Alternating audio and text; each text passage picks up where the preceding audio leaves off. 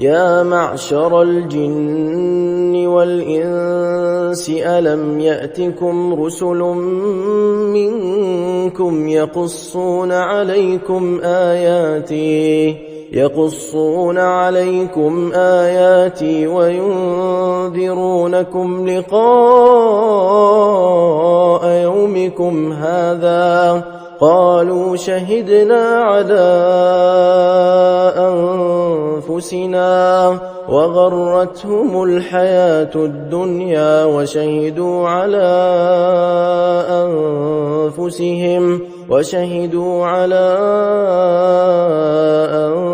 أنفسهم أنهم كانوا كافرين ذلك أن لم يكن ربك مهلك القرى بظلم وأهلها غافلون ولكل درجات مما عملوا وما ربك بغافل عما يعملون وربك الغني ذو الرحمة إن يشأ يذهبكم ويستخلف من بعدكم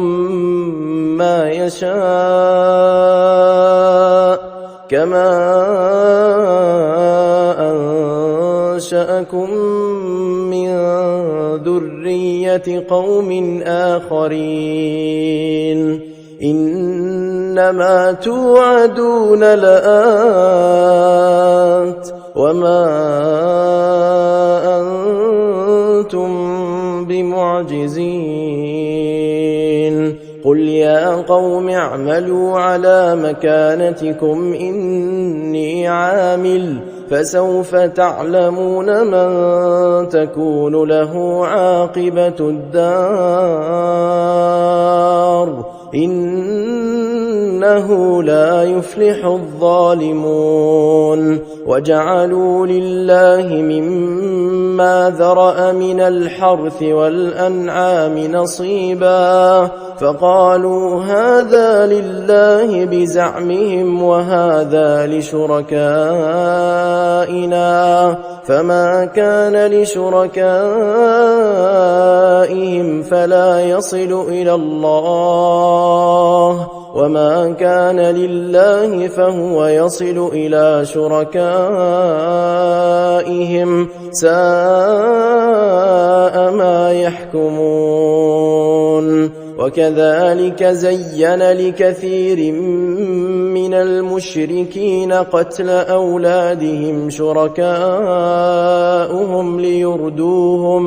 ليردوهم وليلبسوا عليهم دينهم ولو شاء